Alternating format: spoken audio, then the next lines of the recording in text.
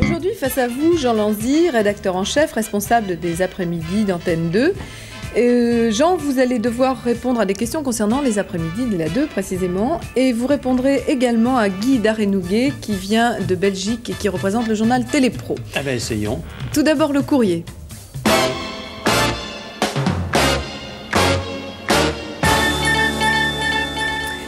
Quel est votre rôle exact en ce qui concerne les après-midi sur Antenne 2 ? Parce que je crois que ça éviterait un certain nombre de questions par la suite. Eh bien, en coordination avec le secrétaire général au programme et puis la direction générale, préparer des émissions, suivre leur fabrication tout au long de l'année, et quand les saisons changent, éventuellement changer les émissions qui n'ont pas eu le succès qu'on espérait et en lancer d'autres. Quel titre d'émission supervisez-vous ? L'après-midi commence à peu près avec vous, ma chère Jacqueline. Ah bon ? À 14h avec Aujourd'hui Madame. Puis nous passons un feuilleton ou un film selon les jours. Ça, c'est fait par les services des feuilletons et des films, puisqu'il s'agit de rediffusion la plupart du temps. Oui. Après cela, nous avons à 16h ou autour de 16h, 16h30, des émissions qui sont au début de la semaine Libre Parcours, dirigées et choisies par Sophie Richard. Je ne m'occupe pas du mercredi. Les enfants, c'est tout un programme, et ça, c'est la charge de Jacqueline Joubert. Le jeudi, nous avons l'invité du jeudi avec des producteurs différents, Anne Sinclair, Hélène Vida, Didier Leca et votre serviteur. Et le vendredi, c'est Henri Slotine qui produit 4 saisons, et nous avons après cela un magazine du Super 8. Je ne voudrais pas oublier la charge heureuse et lourde à la fois de La vérité est au fond de la marmite, qui est une émission qui passe plus tôt, mais qui aurait pu passer l'après-midi, et c'est donc que ce programme de Michel Olivier dépend aussi de ces émissions-là. Et puis, personnellement, mais en relation avec Robert Chapat, je suis long, je suis bavard. Hein, non, pour mais le samedi après-midi. Vous avez une grosse responsabilité. Le samedi après-midi, c'est les Jeux du Stade, en liaison avec le service des sports, 42 ou 44 samedis par an. Vous reviendrez pour nous parler des Jeux du Stade, parce que je crois que les téléspectateurs s'y intéressent beaucoup. Je commence par la question de M. Ferron de Perpignan. Libre Parcours porte bien son nom, mais quel est son principe ? Le principe, c'est de diffuser des documents existants, donc que nous ne produisons pas, mais des documents, si possible, de qualité, produits par des sociétés aussi diverses que l'UNESCO ou l'Électricité de France, pour donner connaissance à un public très vaste des éléments d'information qui sont fournis par ces sociétés et qui sont donc destinés à ouvrir largement un éventail, comme par exemple l'islam, que nous avons traité il y a quelques semaines, ou bien peut-être un jour prochain les problèmes posés par le nucléaire. Mademoiselle Dijon de Paris vous demande pourquoi les émissions d'après-midi sont toujours de la radio filmée. Il faut que je demande à cette demoiselle de combien d'argent nous pouvons disposer pour faire des émissions. Elles sont longues, vous avez eu la gentillesse de dire qu'elles étaient nombreuses, ça fait beaucoup d'heures d'antenne. Et quand on veut faire de l'image, filmer, composer, ça revient plus cher que quand on parle. Voilà. Madame Bastide de Paris, l'invité du jeudi est une émission intéressante, mais impossible à voir pour les mamans qui, à cette heure-là, sont à la sortie de l'école. Là, il y a un gros problème. C'est une lettre parmi beaucoup d'autres. Mais oui, vous savez, Antenne 2 a été la première société de télévision issue de l'ex-RTF à faire des programmes continus de la mi-journée, maintenant de la mi-journée, et autrefois seulement à partir de 14h, jusqu'au soir. Alors là, dans ces heures, il y a des heures qui sont mauvaises. 16 heures, bien sûr, les mamans sont allées chercher leurs enfants à l'école. 16h15, 30, elles rentrent, elles leur donnent le goûter. Elles ne peuvent pas regarder la télévision. Mais est-ce qu'il faut que nous nous arrêtions à 16 heures ? Il faut quand même faire une émission à 16h.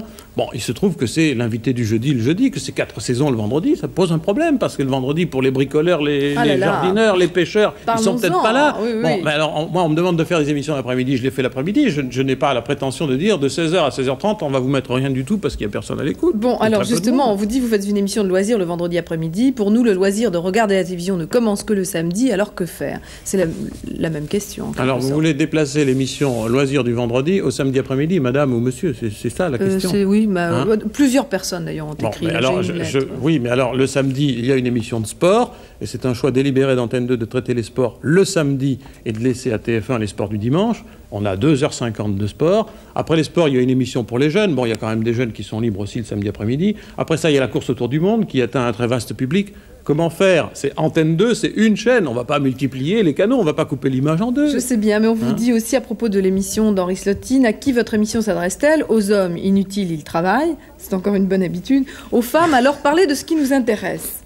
Parce qu'on trouve que, effectivement, si vous avez un public féminin, il faudrait peut-être mieux parler des loisirs féminins, parce que c'est vrai, il existe des loisirs. Écoutez, c'est le problème. Vous avez accueilli Henri Slotine dans cette émission, face à vous, Jacqueline. D'ailleurs, on lui a posé cette question, nous l'avons ressortie de son dossier. Mais oui, mais je sais bien. Et je me permets de rappeler que la saison dernière, cette émission passait le dimanche matin.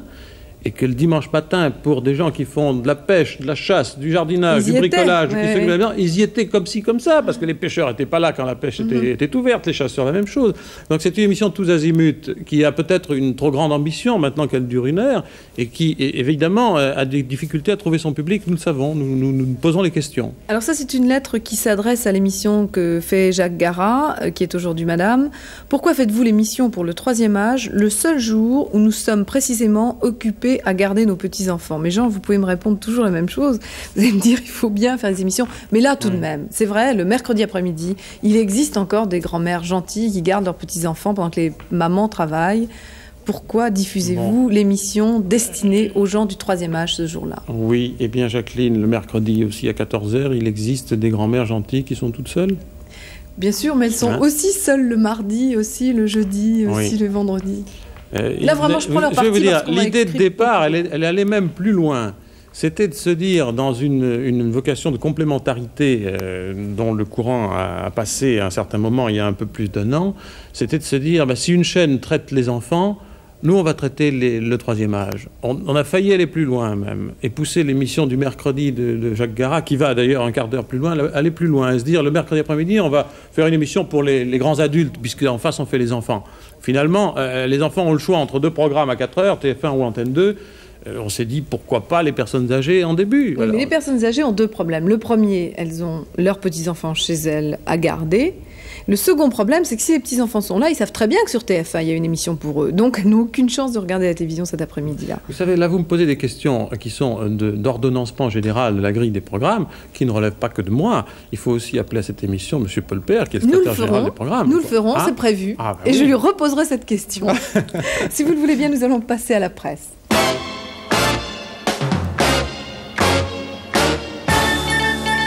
Guy Darinouguet de Télépro. Jean Lanzy, en fin de compte, qui essayez-vous de toucher les après-midi? Nous savons que le public des après-midi est un peu plus féminin et un peu plus âgé, et si je peux me permettre de dire, un petit peu plus conservateur que le public d'ensemble de toute la télévision. Alors, nous savons que nous avons un peu plus de femmes, un petit peu plus âgées et un petit peu plus classiques que le public d'Antenne 2. Et est-ce qu'ils sont là? Je vous réponds encore une fois à ce que je disais à Jacqueline, on fait des émissions l'après-midi. Il y en a aussi à midi maintenant sur Antenne 2, il y en a aussi le soir. Je précise ma question. Par exemple, aujourd'hui, madame, on est en plein dans le but. À 14h, les centaines de milliers de personnes qui regardent aujourd'hui madame avec une fidélité jamais démentie depuis 8 ans, parce que c'est une émission qui date du temps de la RTF, ont confirmé que de 14h à 15h, en se posant la question de ce qu'on fait le mercredi, il y a une vocation de télévision féminine qui est démontrée, qui est parfaitement suivie par les journalistes de Jacques Garat et de son équipe. Et après, il y a un feuilleton. Après, vous avez un divertissement. Parce que, on me reproche tout à l'heure, on me dit, vous parlez l'après-midi. Bon, alors, on parle 1 heure, et puis pendant 50 minutes, on diffuse un feuilleton américain qui a eu du succès et qui en a encore, ça se voit aux chiffres d'audience, ou bien le lundi, un film qui fait un joli score, quelquefois plus que beaucoup d'émissions qui passent en soirée. Donc, on a parole, divertissement. Après, qu'est-ce qu'on fait?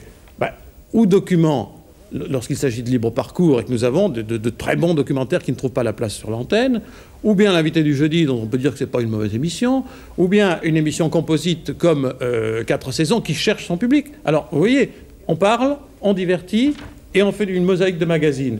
On ne peut pas parler toute l'après-midi. C'est pas vrai qu'on parle toute l'après-midi. On ne peut pas divertir toute l'après-midi non plus. À propos de l'invité du jeudi, est-ce qu'il n'y a pas une tendance à faire du parisianisme, c'est-à-dire toujours les grosses têtes qui appartiennent à tout Paris? Est-ce que ce ne serait pas le moment de découvrir des personnalités méconnues? Alors ça, c'est une autre formule, et il n'est pas impossible qu'elle voie le jour. Ce serait l'inconnu du jeudi. Mais là, l'invité du jeudi, la vocation est de prendre quelqu'un de très connu, comme par exemple en décembre, Salvador Dali, Rudolf Nureyev, Albert Cohen. On sait ce qu'ils sont. On leur fait dire dans une partie portrait. Et puis après, on leur demande ce qui sont au-delà de leur spécialité. Quels êtres humains ils sont. Donc il faut des personnes connues. Mais je ne repousse pas du tout l'idée de l'inconnu du jeudi, je l'ai dans la tête. Moi j'avais une émission qui s'appelait L'inconnu du dimanche. Évidemment, c'est pas tout à fait le même titre, mais enfin... Ah ben on recommence. Si vous on l'a fait le jeudi, on l'a fait le samedi si vous voulez. On va en parler. Merci Jean, merci. Au revoir, à demain.